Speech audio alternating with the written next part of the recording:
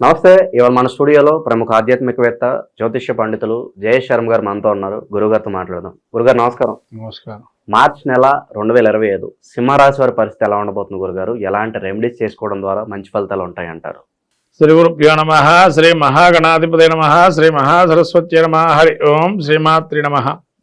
సింహరాశి యొక్క పరిస్థితి చూసినట్టయితే ముఖ్యంగా సింహరాశికి పాల్గొన మాసంలో మార్చి నెల ఈ మఘ నక్షత్రం 4 పాదాలు, పుబ్బ నక్షత్రం 4 పాదాలు, అట్లే ఉత్తర నక్షత్రం 1వ పాదము సింహరాశి చెందినవి. ఈ గ్రహస్థితి చూసినట్టయితే మనకి ముఖ్యంగా ఈ సింహరాశికి జన్మస్థాతు ద్వితీయంలో కేతువు, అట్లనే అష్టమంలో రవి, తదుపరి భాగ్యస్థాన రవి, భాగ్యంలో శుక్రుడు, బుధుడు ఈ యొక్క వక్రీకరి ఉన్నారు, రాహు కూడా కలిసి ఉన్నాడు, బుధుడు నీచబట్టున్నాడు, శుక్రుడు ఉచ్చలో ఉన్నాడు, తర్వాత గురువు వీరికి దశమ స్థానంలో ఉన్నాడు, ఏకాదశంలో కుజుడు వక్రే ఉన్నాడు. ఈ రకమైన గ్రహస్థితి చూసినట్టయితే సింహరాశి వారికి ముఖ్యంగా అష్టమ స్థానము అనేది చాలా గ్రహాలు ఉన్నాయి. అంటే దాదాపు మీకు ఇక్కడ శుక్రుడు, బుధుడు, రాహు, రవి కూడా కలుస్తున్నాడు 14 నుంచి. తదుపరి శని కూడా అక్కడికి ఈ నెలాఖరు నుంచి మారుతున్నారు. అంటే దాదాపు సింహరాశి వారికి అష్టమ స్థానంలో ఉన్న శుక్రుడు నీచలో ఉన్నాడు కాబట్టి వీరికి వివాహానికి సంబంధించి ప్రబలంగా యోగదాయకమైన సమయంగా గోచరిస్తుంది. అదేంటండి డైరెక్ట్గా మీరు వివాహం గురించే చెప్తున్నారు అని అంటే, అష్టమ స్థానంలో అన్ని గ్రహాలు ఏదైతే వక్రీకరించినటువంటి శుక్రగ్రహం ఏదైతే ఉంటుందో ఈ 10 రోజుల్లో ఒక మెరాకిల్ జరిగే అవకాశం ఉంటుంది సింహరాశి వారికి అనుకోకుండా. తర్వాత బుధుడు కూడా నీచబట్టున్నాడు అక్కడ సప్తమ స్థానంలోకి. అంటే నీచబట్టు అంటే వక్రీ ఉన్నాడు, నీచస్థితిలో ఉన్నాడు. మరి వక్రించిన గ్రహం కూడా శుభ ఫలితాన్ని ఇవ్వాలి కాబట్టి అనుకోని కారణాల వల్ల కానీ, అనివార్య కారణాల వల్ల కానీ, ఒక మైత్రీ బంధం ఏర్పడటం కానీ, లేదా ప్రేమ వివాహాలు జరగటంతో కానీ, లేదా ఒక నూతన పరిచయం ఏర్పడటం కానీ సింహరాశి వారికి గోచరిస్తుంది. ఇక్కడ చాలా ఇది ఇంపార్టెంట్ పాయింట్ సింహరాశి వారికి ఈ సంవత్సరంలో కావచ్చు, చాలా ఇంపార్టెంట్ నెల ఇది. ఎందుకంటే ఎంతో కాలం నుంచి వాళ్ళు విసుగు, వేతారి, రకరకాలైనటువంటి ఇబ్బందులు పడుతూ జీవితంలో ఒక్కరోజైనా మనం మంచిగా జీవనం చేశామా అనే స్థితికి ఏదైతే వాళ్ళు ఉన్నారో ఈ నెలలో వాళ్ళకు ఒక పరిచయాన్ని ఏర్పాటు చేస్తూ ఒక మంచి సూచన అనేది, మార్పు అనేది జరిగే అవకాశం సింహరాశికి గోచరిస్తుంది. ఇక్కడ రాహు కూడా వీరికి సప్తమ స్థానానికి రాబోయే కాలంలో వస్తున్నారు, ఇప్పుడు రాకపోయినా కూడా. అంటే పూర్తిగా వీళ్ళకి ఈ సింహరాశి వారికి మార్పు అనేది ప్రధాన అంశంగా గోచరిస్తుంది, మార్పు రావటానికి. ఇంకా ద్వితీయంలో కేతు ఉన్నాడు. ద్వితీయంలో కేతు అంటే కుటుంబంలో ఒకళ్ళతో ఇబ్బంది పడుతున్న విషయం ఏదైతే ఉందో అదైనా కావచ్చు, ధనానికి సంబంధించినటువంటి ఇబ్బందులు కావచ్చు, అవి ఏవైనా కూడా ఒక పరిష్కార మార్గాన్ని అనేది ఎంచుకునే అవకాశం ఉంటుంది. తర్వాత కుటుంబం ఫార్మేషన్ అనేది మనకు ద్వితీయ స్థానాన్ని జాతకరీత్యా చూస్తుంటాం. అంటే ఒక పెళ్లి జరగాలంటే మనము వధువు జాతకం కానీ వరుడు జాతకంలో 2, 7, 11 చూస్తుంటాం. కాబట్టి ఈ 2, 7, 11లో మనము ఏదైతే స్థానాలు ఉన్నాయో ఈ వివాహ స్థానానికి సంబంధించి వాటికి సపోర్టింగ్ భావాలు ఏవైతే ఉన్నాయో అవి అనుకూలమైనటువంటి విధానంగా జాతక చక్ర విశ్లేషణ చేసుకుంటూ గోచారం యోగదాయకంగా ఉంది కాబట్టి దాన్ని కూడా ఒకవేళ యోగంగా ఉంటే ఇది ఖచ్చితంగా మార్పు వాళ్ళకి మాత్రం 100% రాసివచ్చు. తర్వాత శని వీరికి రాబోయే కాలం అష్టమ స్థానంలో వెళ్తున్నాడు. మరి ఏంటండి అష్టమ స్థానంలో శని అంత మంచివాడు కాదు కదా, అష్టమ శని అంటాం కదా, మరి సింహరాశి వారికి మీరేమో మార్పులు చేర్పులు అత్యధికంగా గోచరిస్తున్నాయి అని అంటున్నారు కదా. అంటే అష్టమ స్థానం ఆయుర్దాయానికి చాలా మంచిది కాబట్టి ఆయు అనేది అష్టమ స్థానం. తర్వాత అనుకోని సంఘటనలు ఏర్పడాలన్నా అష్టమ స్థానంలోనే ఏర్పడతాయి, అనుకోని లాభాలు జరగాలన్నా అష్టమ స్థానంలో వస్తాయి. కాబట్టి అష్టమము అంతా చాలా ప్రాముఖ్యమైన స్థానం. కాబట్టి దీనిలో స్త్రీలకైతే మాంగళ్య బలాన్ని ఇచ్చేటువంటి స్థానం కూడా మన జాతక చక్రంలో.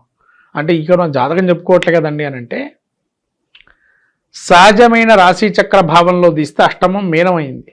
మీనానికి అధిపతి ఎవరు? గురువు. గురువు ఎక్కడున్నాడు సింహానికి అంటే దశమ స్థానంలో ఉన్నాడు. రాబోయే స్థానం 11వ స్థానం మిథునంలోకి వస్తాడు. అంటే ఏకాదశంలో గురువు యోగప్రదుడుగా ఉంటున్నాడు సింహానికి.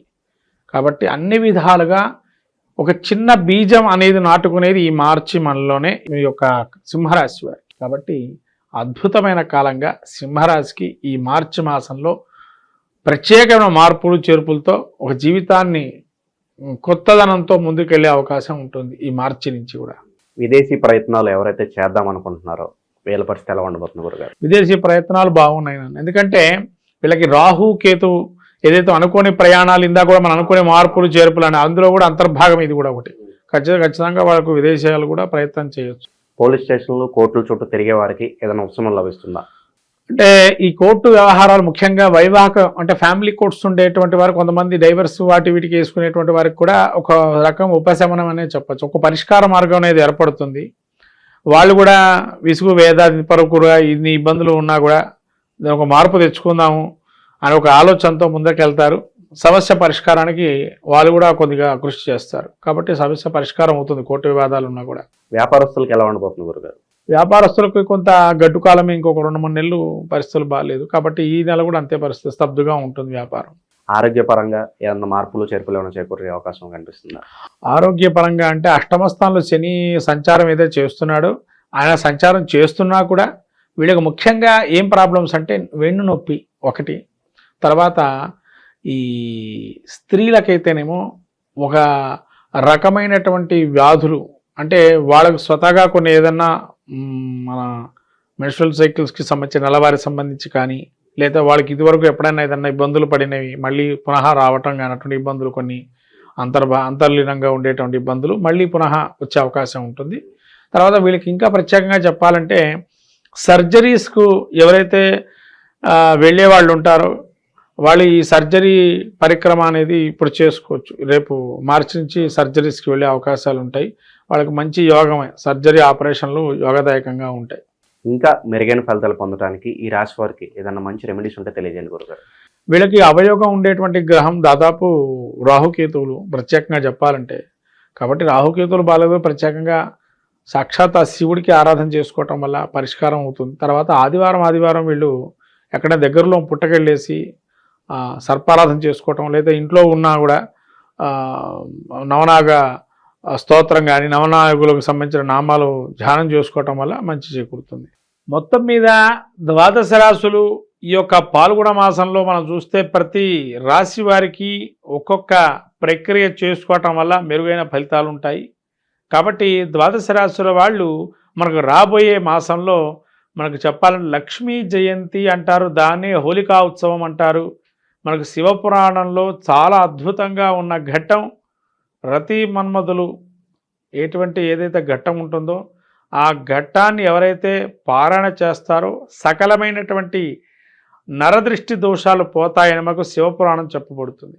కాబట్టి శివపురాణం మనకు ఏదైతే ఉందో అందించిందో కామదహనాన్ని ఏదైతే చేస్తారో ఆ మనకుండేటువంటి కీడుని మొత్తం కూడా దాన్ని తొలగింపజేసేటువంటి ఆ విభూతిని కనుక పెట్టి దానికి ప్రదక్షిణాలు చేసుకొని తద్వారా మనకు సంతానాన్ని కానీ మనకు కానీ మంచి కలగాలని, ప్రతి విషయంలోనూ కూడా మనకు మంచి అనుభూతులను ఇవ్వాలని కోరుకోవడానికి ప్రయత్నం చేయండి. కామదహనంలో పాల్గొనండి. అట్లానే లక్ష్మీ జయంతి రోజున ఎవరైతే పౌర్ణమి వేళ జరుగుతుంది, ఈ లక్ష్మీ జయంతి రోజు అమ్మవారికి కమలా పూలతో అర్చన చేసుకోవటం, తామర గింజలతో జపం చేయటం, తామర గింజలతో హోమం చేయటం, తేనెతో అమ్మవారికి అభిషేకం చేయటం లక్ష్మీ జయంతి రోజు చాలా అద్భుతంగా ఉంటుంది. ఈ యొక్క ప్రక్రియలు చేయండి.